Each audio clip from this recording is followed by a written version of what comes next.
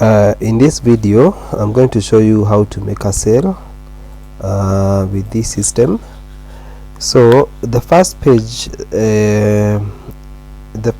that appears when you log in as a sales user is this page, which is the make a sale page.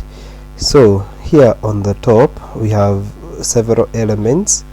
We have the scan serial input, and we have the type serial input, and we also have the search item input. So let's say like I want to grab a serial number here. Let's say that you want to sell a phone, and you have the email number, or you have the barcode scanner to scan. So when you scan that email number like that, it is added in our list, and the system automatically identifies the model, the prices, and everything. But now that is now when you have a barcode scanner. So imagine you don't have a barcode scanner, you want to make a sale. You can type the serial here. The system will automatically auto-suggests the products based on the matching email numbers. So you can click on any and the one that you want. The system automatically populates the price and the quantity as one. So let's say, for example, you want to sell a product like an earphone which doesn't have an email number. So you simply come here and type the Oraimo, like for example Oraimo earphones, and the product will be added in the list. The scan serial applies even for those items which you have configured their barcodes, not necessarily the unique email numbers, but even the items with barcodes in the system. So something special I need to mention is that when you are selling an item which has been configured as serialized, you cannot search for it here. Like for example, if I go to the stock, I can see that I have the Infinix Note 10 in our stock, but if I come to the sales page and I type Infinix Note 10, it will never appear, because I can only sell this item by scanning, or scanning the email number, or typing the serial at the search serial input. All right, I hope that one is very clear. So the other thing that you notice here in this page, okay, maybe before I proceed to that, here we have the list of the items which have been added.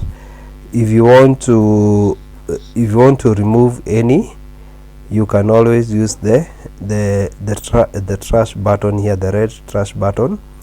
So like for the earphones, let's say for example you want to sell four quantities, you can increase, or you can even type the quantities directly. And for the prices, the admin can set the prices to be adjustable. Like for example, when you're selling a smartphone, sometimes the customer might bargain, although there is a lower limit that is set by the admin. So you can always change this. Like for example, let's say you've agreed with the customer, he'll buy the phone at 18,000. So, and anytime you want to clear the entire list, let's say for example the customer had decided he's not going to buy anything, you can use the red button, clear list. And now here is where you have the customers details section. You type in the customer details. Let's say for example you type the customer name is Francis. You can also put the mobile phone number 31945, and then This input box you can ignore it, but it can be used to add more information when necessary. Then here we have the payment methods details, and as you can see, we have payment method 1, 2 and 3. Why do we have such? Sometimes customer may decide he wants to pay the bill in multiple payment methods. Like for example, in this case we have a bill of 18,900. The system automatically assumes the customer will pay by cash. This is for quick service, but if the customer wants to pay using another payment method, maybe like M-Pesa or anything, the admin can configure the payment methods here. So let's say for example the customer wants to pay via invoice. You just need to change this to invoice.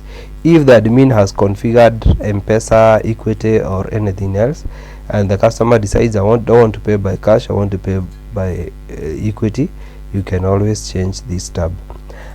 But if the customer decides that I want to pay half by cash and half by Equity or M-Pesa, that's when you utilize payment method 2 and payment method 3. So you only use payment method 1 if the customer is not splitting the payment. If he is splitting the payment, that's when you use payment method 2 and 3, and then you select the other payments and then you distribute the amount. So let's say for example he is paying cash 15,000, and now for the remaining amount we want to carry forward as an invoice. So you pay this is 3,900. So what is going to happen is that the sale will happen, but it will register to payment methods.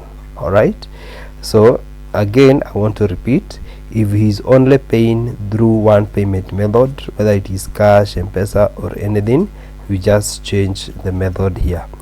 You only use payment method 2 and 3 when he is splitting the payment, and you select the method and you also put the amount via that method. You select method number 3 if it is necessary and you put the amount. I hope that one is also clear.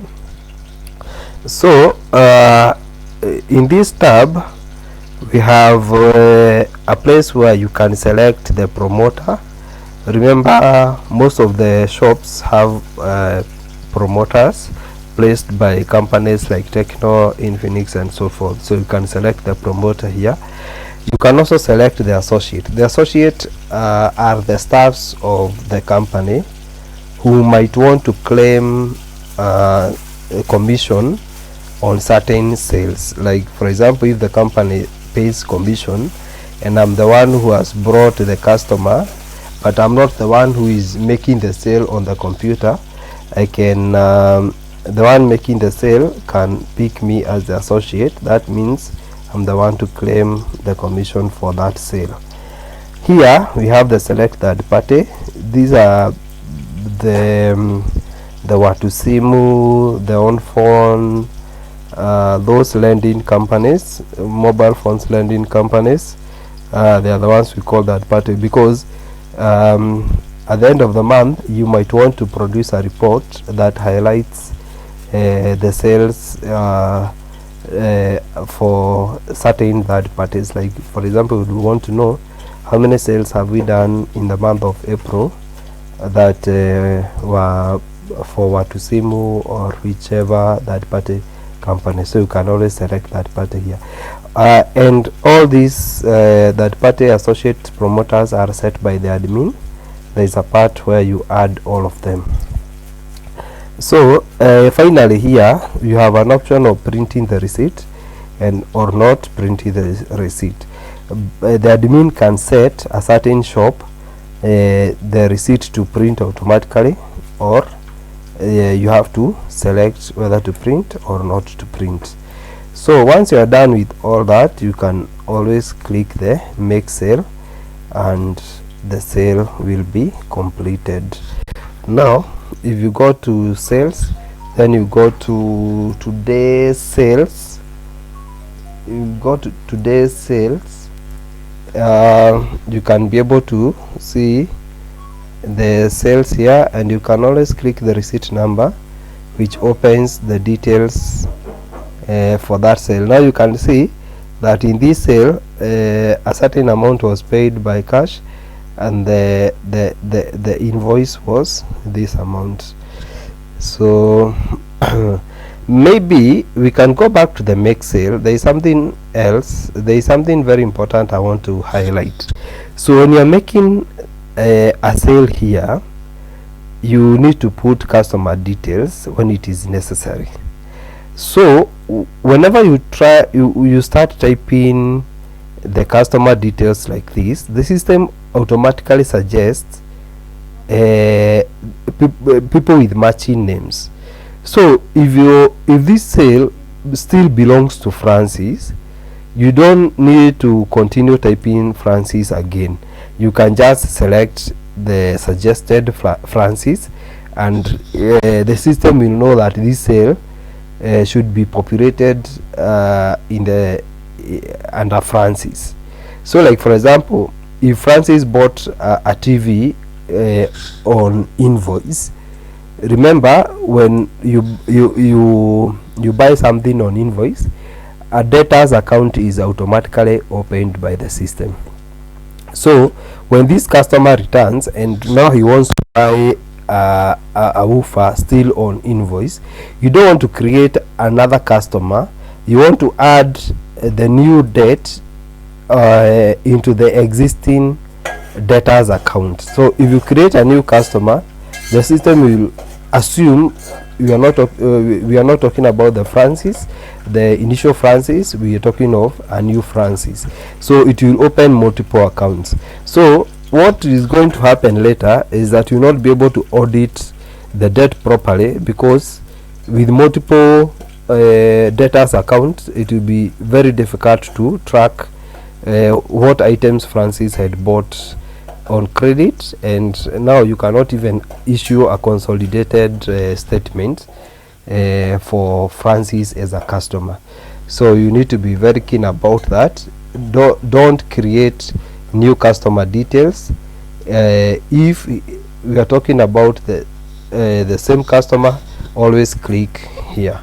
The system will know that this is the old customer and he's the one to be populated with the new sale. Okay.